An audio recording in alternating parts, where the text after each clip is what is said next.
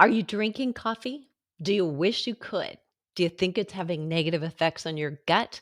Could it be spiking your cortisol and keeping you fat? Answers inside of this episode with this interview with Dr. Vincent Pedre, the Happy Gut Doctor. Well, hello to my favorite gut health doctor. How are you? Hello. Nice to be back with you and happy that I just got to see you just about a month ago. I know it. It seems like both a long time ago and just very recently. It was so good. And it was so great to meet your son. And we're going to get into this talking about your new adventure right now. But I want to talk to my audience members right now or ask for them. Coffee. All right. To the happy gut guy, we want to know coffee good, coffee bad, or let's break down and unpack pros and cons. Coffee can be both good and bad for you. Very neutral answer. Yeah, look, it's coffee is in general, it's good for your gut. It's rich in polyphenols. The polyphenols feed your gut microbiome and they produce a whole bunch of what we call postbiotic substances, chemical signals that are super important for the body, including stimulating the release of GLP-1, which is right now one of the most prescribed medication for obesity and weight gain across the United States. They said like 1/3 of Americans are taking GLP-1 agonists or something like that. It's of adults. Wow. It's pretty crazy. But when you drink coffee, you have a natural stimulator of GLP-1, but this depends on the type of coffee that you're drinking. Okay. So first of all, every once in a while, I have these pangs. First of all, so everybody knows, right? I'm in fitness, been in fitness for 40 years. And coffee or caffeine of any kind has always been, this is an ergogenic aid. Having it at the right time in the right amount prior to a workout can actually help you work harder, longer without or without it feeling harder or longer, which is an added benefit. You might even, I want to add this one little tidbit in there because I think this is something that I found out while researching both the potential benefits and the health hazards of coffee and caffeine, that coffee has a particular chemical called tigonelline, and tigonelline stimulates muscle growth with or without exercise. So while you're then adding caffeine, as we use caffeine to help power workouts, and you get, that's why there's all these pre-workout drinks with caffeine in them. Well, turns out that coffee has this particular substance called tigonelline that stimulates muscle gains. Wow. Okay. I'm going to dig into that because that I have never heard, and that is amazing. From the flip side, it also helps to kick in fat burning, right? So we know that as a stimulant, but I always have this, okay, wait, my digestion is not the same as it was, say, 20 years ago. So am I doing myself any harm? What's the happy gut doc say about that? What it really comes down to is the hidden dangers behind coffee that most people aren't thinking of because you can't smell them and you can't taste them, but they can be there in the background.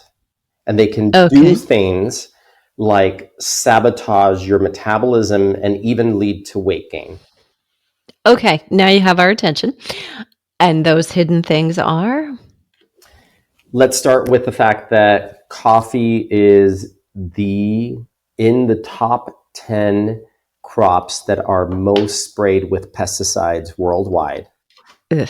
Pesticides act as gut disruptors. They destroy the gut microbiome, and they lead to things like leaky gut that I've come on your podcast many times before and talked about. And when you have a leaky gut, you're going to have more inflammation coming into your body. And if there's more coming in than your body can resolve, you're going to gain weight, or you're going to hit a weight loss plateau and you're just not going to be able to get those last 10 pounds off, and you're frustrated and you think you're doing all the right things. You don't know what's getting in your way. There can be also hidden mycotoxins in coffee. And the other one that most people aren't really thinking about, which I think is probably one of the bigger players, is the microplastics that are getting into our coffee because of the ways that the coffee is prepared or the way the coffee is served and drank when you go to a coffee house. Okay, let's break that down. So, prepared. How should we be preparing it? So, I get this question a lot, and especially when I was coming out with my own coffee, are you going to have K-cups? Because don't people love their K-cups, right? Because all you have to do is take a little pod, put it into the machine, fill it up with water, press the tab down, and in 2 minutes, less than 2 minutes, you have your cup of coffee, right? Mm-hmm. But we're not thinking about the fact that inside that K-cup, it's lined with plastic. And whether it's BPA free or not BPA or has BPA, it's when plastic comes into contact with hot water, it is going to leach microplastics out of the plastic, gets into the liquid, and you're going to drink those microplastics. But also a lot of these home coffee makers, like if you have a drip coffee maker, what is it made of? What are the parts made of? Plastic. Wow.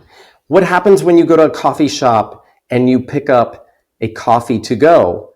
What is that cup lined with so that the liquid, the hot liquid, doesn't just like melt away the paper cup? It's lined with plastic. So all this contact with hot liquids, and then you put a plastic top on top of it, and you're drinking your coffee, you're slurping it through that little hole in the plastic cup, and you're getting exposed to these microplastics. Now, would this be important at all if microplastics didn't cause a problem? But especially for your audience, one thing to realize about microplastics is that they fall under the umbrella category of what we call endocrine disrupting chemicals, or EDCs. And I know you've talked about this with your audience. What do EDCs do? They mimic estrogen. So they come in and they scramble your hormones, they confuse your body, they make it difficult for you to lose weight.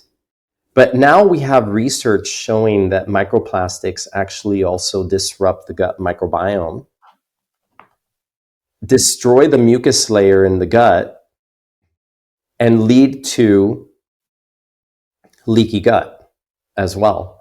So if you're one of those people who's drinking K-cup of coffee per day, it's almost like eating a credit card per week of plastic. God. Oh my gosh, that's terrible. Hotel rooms. Hotels are killing us. I mean, that's the only place that I'm exposed, but what I do at home, and I'd love to know how you prepare your coffee. I have always liked pour over. There's something about that method. Now, I don't love it because it gets cold fast, so I only make like a cup at a time, but I love that method. There's something about the ritual. How do you prepare your coffee? You're like speaking my love language with pour over. That's exactly what I do. And honestly, I have it down to that to make 1 cup, it only requires about 2.5 pour overs. So you think it's going to take a long time, but you can actually come and pour the hot water, then go and keep getting ready, put on your shirt, come back, pour some more. It's just a thing about time management, but you're getting a better quality cup of coffee. The flavor is better because the hot water is hitting all of the ground beans. And 2, you're not getting exposed to microplastics. And if you're using a filter that's an organic filter that doesn't have any, bad substances in it, then it's a much cleaner cup of coffee. The other way that I like to tell people to make their coffee is with a French press. Yeah. That's another option. I've never figured it out. A French press is smarter than me. Yeah. You just put the grounds in the bottom, you add the hot water, put a timer for 2 minutes, and then just plunge it, and your coffee's done. But honestly, the pour over... Where have you been all my life, dude? Pour over to me tastes the best, although the difference with a French press is that you're going to get more contact with the beans, with the ground beans. So you're going to get more of the oils in the coffee. You're going to get into the hot water. Yeah. And maybe because of longer contact time, you get more of those antioxidants from the coffee, the polyphenols. But it also depends on the roast that you're using and some other factors as well. But those are my true favorite methods for making I love coffee. that. And I think I know the answer to this question, but I'm going to ask you because I don't want to assume. Do you like to grind your own beans like right before you do it? Or do you ever buy pre-ground? And what's the difference if we do one versus the other? First of all, I drink Happy Gut coffee now, strictly, just because of the way it agrees with my body. But anybody who is a coffee connoisseur would be insulted, like seriously insulted, if you did not buy whole beans. Okay. And you grind them right before you make the coffee because that's how you're going to get the richest flavor possible. Now, a lot of the coffee that you're buying out there, you don't know when those beans were ground and how long it's been sitting in the bag. And that can be a factor in the freshness of the coffee. It starts losing some of its flavor. But the best way to make it is to grind your own beans. And again, it's a little extra step that adds a ton of flavor. Not that your coffee has to be made that way all the time, and not that I don't always have a grinder with me, like if I'm traveling, and so I'll take ground coffee with me at times. And sometimes you'd have to grind too much. Like if I'm making a cold brew where you need like a cup of ground coffee to make one big cold brew that will last you for maybe a couple of days, it's easier to just get pre-ground coffee, or have it pre-ground, because it's just going to be a lot of work to grind a cup or more at a time.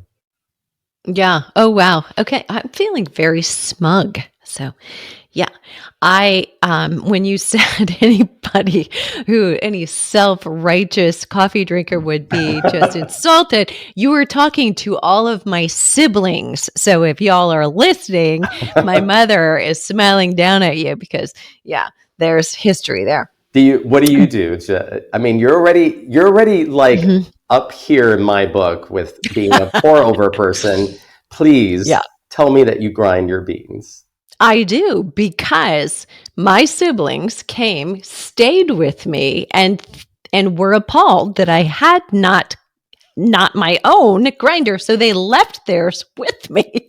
I mean, seriously, they felt pathetically sorry for me. And they're like, you have to have this. They immediately went, this is when I lived in Boulder, they went to the Peppercorn, which is the nicest kitchen store there, and bought me pour over and everything. They needed to know I was taken care of. I love this. Yeah. Okay, so can we talk a little bit about, do you doctor it up? What's okay, what's not okay? Let's talk creamers and sugar sweeteners, stevias. What there? All that stuff. I was thinking, like, I need to come out with a Happy Gut coffee version of Bulletproof coffee. Ooh. One thing that I actually found myself doing a lot, because there are certain supplements that I take that are in powder form. And I thought, well, the best delivery is in a liquid, but it's more fun to put it in coffee than it is to just put it in a glass of water and mix it up. So I will put collagen powder in my coffee, and I will... Flavored? No, Like, just completely okay. unflavored collagen powder, like not just plain. And I will also, actually, I use a product by Designs for Health called Whole Beauty Collagen, which has Listiva, which is a patented form of silica, which helps reduce fine lines and wrinkles too. So, It's working. You look it's so supposed good. to, thank you. And it's supposed to help like preserve your hair and, your skin, your hair. So I figure, like that's one way that I upgrade my coffee, Great. which is also really good for the gut, by the way, because collagen is high in glycine, which is a cytoprotective amino acid that's really good for the cells that line the gut lining. So another reason to have collagen is not just for your skin, but for what I like to call your inner skin, which is your gut lining. And then I also add SBIs, serum-derived bovine immunoglobulins, which are a type of binder, which for anybody who's listening, don't go out there and just get SBIs and start taking them. If you tend towards constipation, they can make you more constipated. But if you're the type of person who has IBS and it tends to shift between looser stools to normal, then a lot of times taking something like an SBI, which is sort of like colostrum, but without the dairy, is really good for balancing the gut. It binds all sorts of toxins, including some really nasty toxin called endotoxin, which causes weight gain and even predisposes people to diabetes with leaky gut. So I like to take the SBIs, and sometimes I came up with this idea, like seeing someone post on Instagram, like it was a black latte, and I was like, well, how did they do that? With charcoal powder, so with a binding powder. So from time to time, I make a charcoal coffee with some activated charcoal and some other binders too, just because I think from time to time it's good to bind bad stuff out of the body. Yeah. But my baseline coffee is with the collagen and with the SBIs, the serum-derived bovine immunoglobulins, which do a number of things. So they not only bind toxins, they help boost the immune system, and they also help protect the gut lining and rebuild the gut lining from all of the potential stressors and harmful things that people are exposed to, like antibiotics, pesticides, medications that you might have to take from time to time. So that's kind of like my current Happy Gut coffee version, plus or minus stevia. I kind of go away from it. I was just on a trip to our family place in Miami Beach, and we don't have any, well, we do have sweetener there. I should say we do. It's just we don't have sweetener that I would ever use because the rest of my family uses sugar, and I won't ever put sugar in coffee. But I do like to add some almond milk or some sort of nut milk as well. Now, is that specific to coffee? You won't ever put sugar in coffee. Yeah, I took that as you would never put sugar in your body, but is that correct? I wouldn't put. I normally I'm not like, say, like as a gut health expert. I'm very wary of the dangers of sugar on what it can do to the gut and how it can promote and support yeast overgrowth, which then leads to a whole host of problems. But I do want to qualify and say for anybody who's listening that fruit is sugar. And fruit also ferments, and fruit can make you bloated.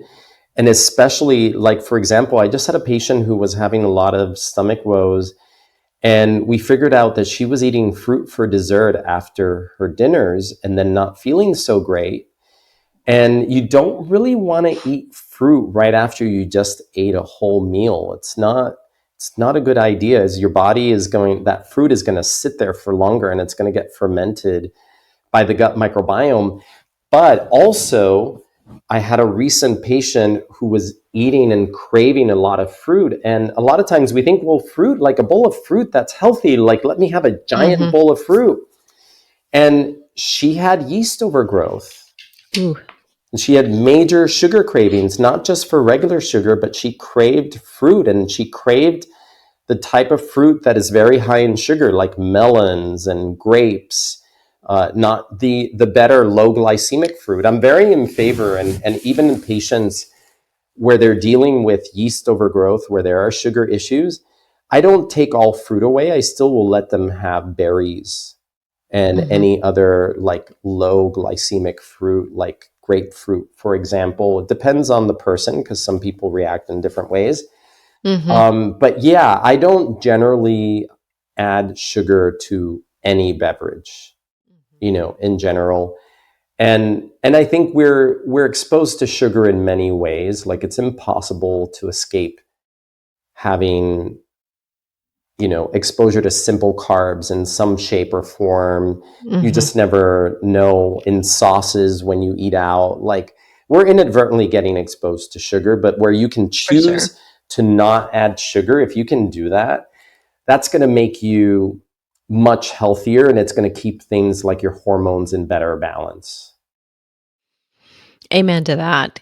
And I think that was a huge insight for anybody listening about, having fruit after a meal. And I will have to say, I'm probably guilty of advocating for that if you're going to have fruit because of the potential spike in blood sugar, don't do it on an empty stomach. And I will suggest that after having protein, it might be better. But I love what you've said here. When do you advocate that those berries would be appropriate? When would you rather see someone have them?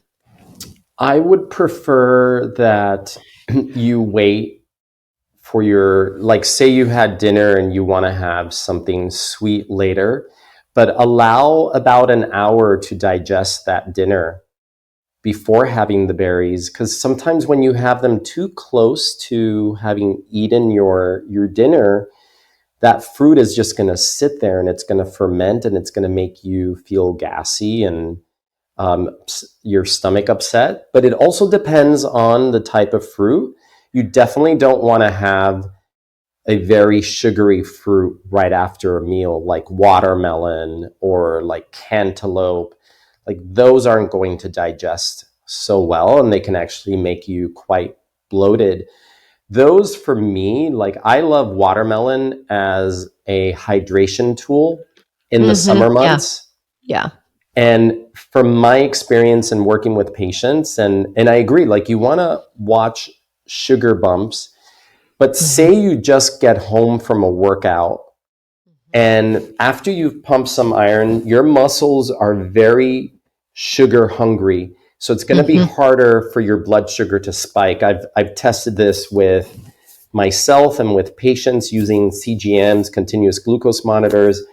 And post-workout, your body can tolerate a bit of sugar better. It's not going to cause that spike. So in the summer when you're hot and it's sweaty, or if you're living in Scottsdale where it was still hot, like probably still quite hot, and you get in from a workout, watermelon is a great hydrator.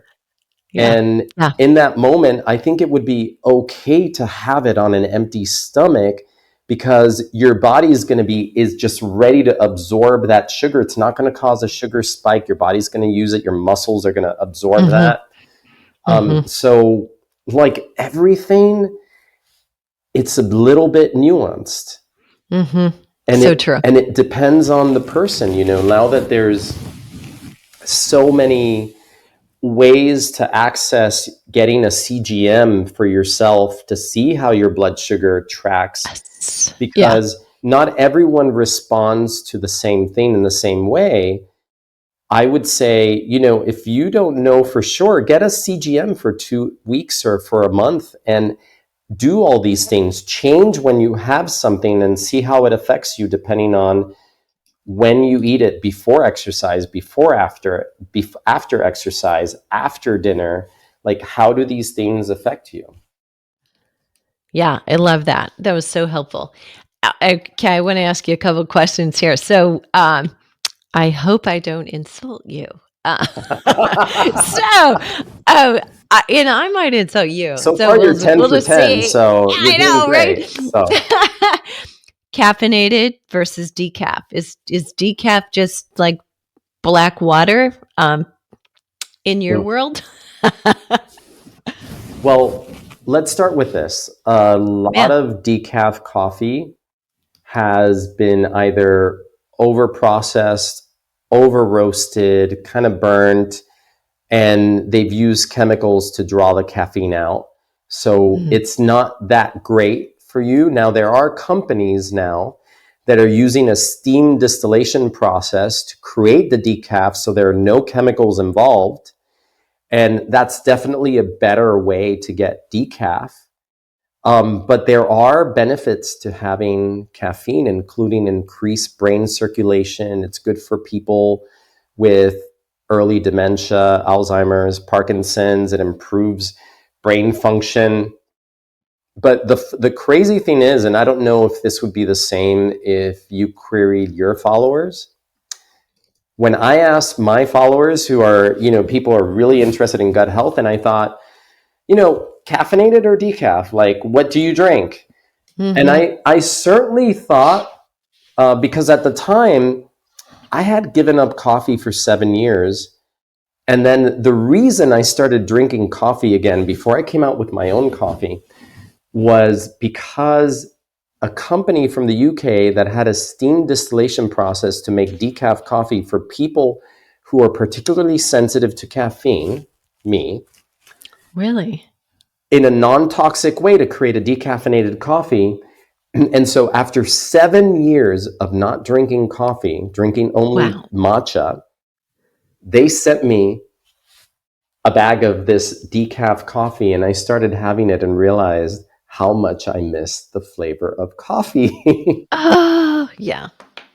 It's different, isn't it? I was thinking before we came on, this is really an emotional topic.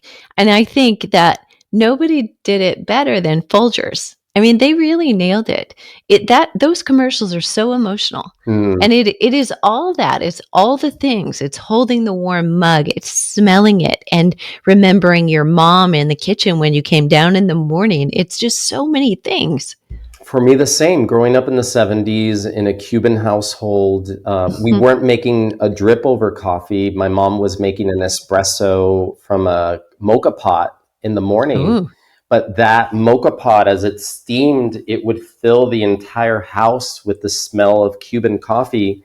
And that was my signal that it was time for me to get out of bed and get ready for school, because the coffee was already being made.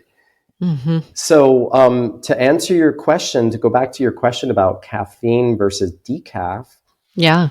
I thought, well, people who have gut issues, they're probably drinking decaf because the caffeine, the sensitive stomachs, all that. So I asked my followers, and lo and behold, guess what they mostly drink? I would have said caffeinated. Yeah. Oh, okay. Yeah, no, you're right. Like 85% of them drink caffeinated, and a minority drink decaf, which, I mean, I understand, makes sense, because the one question I get asked when I put patients on a cleanse or a detox program is, okay, the question. I did not ask this. Did I? Are you going to take away my coffee? Yeah. Yeah. It's either that or vodka in my groups. But yeah. Or tequila. I want to ask you this, and elephant in the room to all of my listeners. Part of the reason women are concerned about this is because coffee makes them poop. Yes. Yeah. It is a stimulant for the peristaltic contractions of the intestines. So for a lot of people, it has what I would call a positive effect. Okay. Because it helps them poop. But the other reason that it's doing that is there's a combination of things here that we kind of have to break down, because there could be bad things in the coffee that they're drinking that is also upsetting their stomach and making them run to the bathroom. Oh. Right? Yeah. So whereas coffee has polyphenols that support the gut microbiome, and when the gut microbiome is happy, your gut is going to be happy too. And one of the things that the gut bacteria do, amongst many, is like bifidobacteria helps stimulate the bowel movements. They help stimulate the rhythmic contractions of the intestines that help move things down. But if your coffee has toxins in it, like pesticides, mycotoxins, which can be found in up to 50% of coffees on average, those things are going to have negative effects on your bowels, and you maybe find yourself running to the bathroom with loose stools. But it's not because coffee's helping, it's because coffee is hurting your gut. Interesting perspective. Okay. I want to ask, two more questions, because I know you have this project coming up, the Happy Gut Coffee. And I want to tell everybody a little bit more about this, because I think it's really exciting. Number one, to be a part of something, and to be a part of something that is for good versus bad. I think we've heard more pros here than cons here. And of course, it's all unique to the individual. But I want to ask you this, because there are positive benefits of drinking coffee associated with them. And I think we've got plenty of studies that are tied to longevity, in coffee drinkers. How much is enough to get the benefits, and how much is too much? I would tell people, because a cup of coffee on average will have about 670 milligrams of caffeine. Now, it depends. You have a small cup, brother. Then it depends on the roast. Yeah, it could be more. It could be more. But maximum, like, let's say 100, 120 milligrams. You don't want to go more than 2 cups per day, ideally. For me, 1 cup is enough. But 2 cups, I would say, is a good max, after which the amount of coffee that you're having, the caffeine can start to agitate the system, spike cortisol, lead to agitation, and disrupt your sleep pattern. Start doing some of the negative things that are associated with drinking caffeine, lower your patience level with other people. Who, me? Yeah, and I have to say that to anybody listening, I mean, my mother loved her coffee, and I like to say anymore, like, oh my God, I'm my mother's daughter.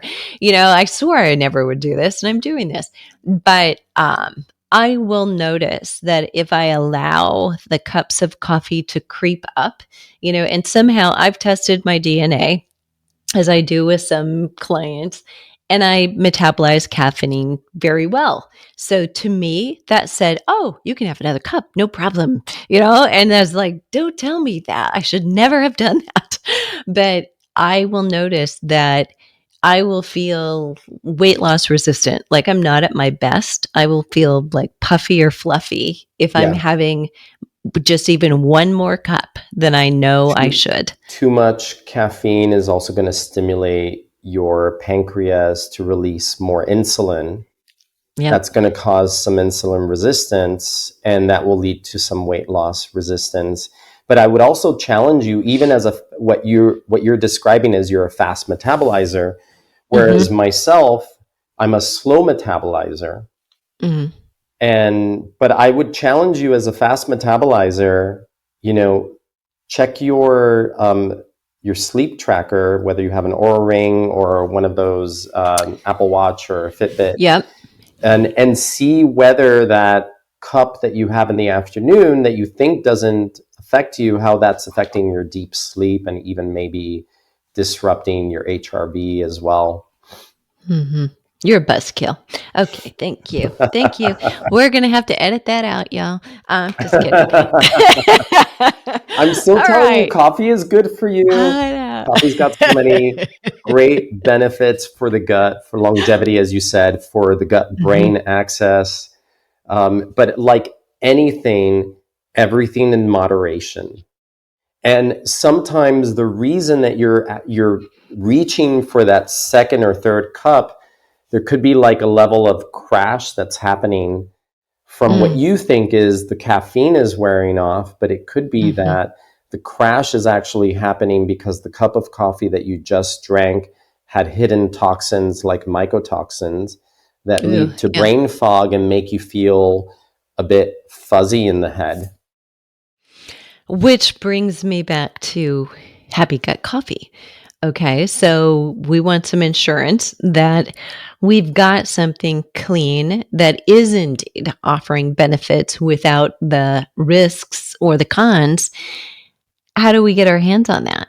Tell us about this Happy Gut coffee. Couple of things to know there. So our Happy Gut coffee comes from small farmers in South America that are farming their land with organic methods, so no pesticides, no added toxins, and we're working directly with them, so there's not a lot of middle people. And then those beans get sent to the lower Hudson Valley in New York State, and they're getting hand roasted, micro roasted in a small facility to make sure that the quality of the roasting is to perfection. And the roasting process is what allows for the complexity of the flavors and the beans to come out. And part of the reason that we call it Happy Gut coffee is that it's easier on the gut. And the reason for that is that it's a dark roast, which means that it's lower in acid.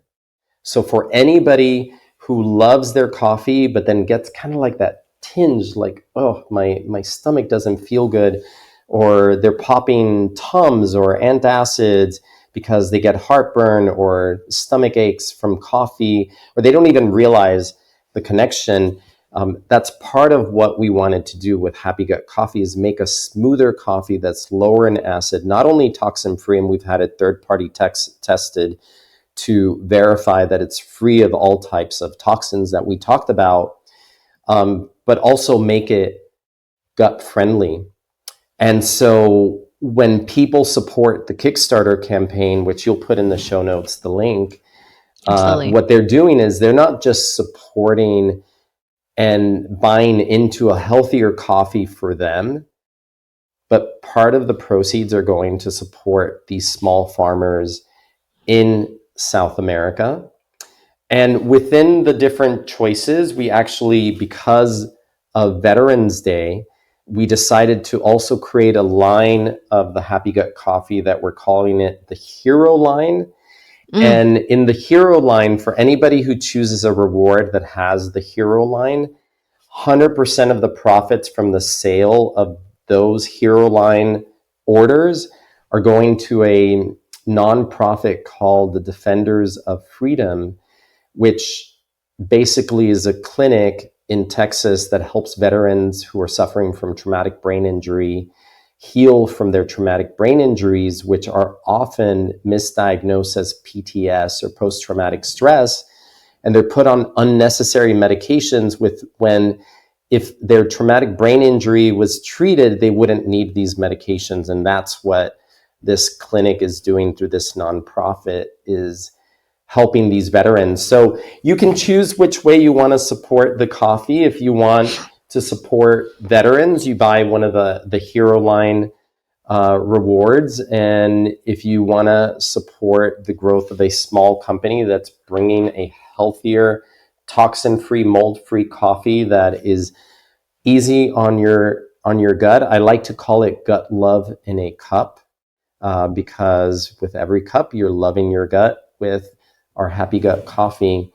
But you're also supporting, micro farmers and a micro roaster and bringing a quality product to the market. And you're actually going to be a part of this new coffee being able to, just be available for everyone. So that's, I would love everyone's support. If this is something that you feel rings with you and that you would want to support any of these causes, or just support a small company bringing a new product out to the world in a way that I think you got to try the coffee, right? When we were at Mindshare. So you can tell people what was your experience. And I know I was doing a cold brew because it was 110 degrees in Scottsdale. That's right. It was. Yes, I remember. And yeah, it was just, clean and smooth, are the two words that come to mind. Yeah. Yeah, and I was serving it black with no sweetener, nothing, because I wanted people to really experience the complexity of the beans, but also, like you said, everybody's first reaction is how smooth it is. Mm-hmm. Yep. It doesn't have that bite, and it doesn't have the bitterness that a lot of coffees have.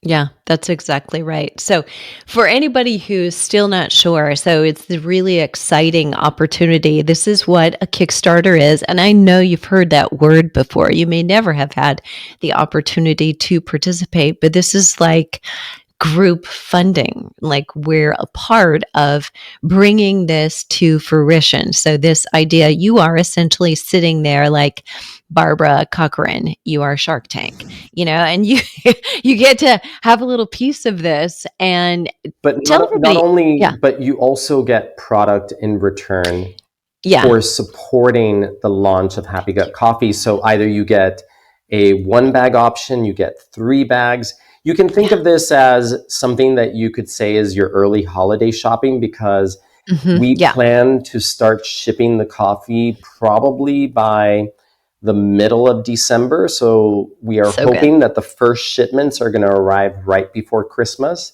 So you can think about this. You could use them as gifts.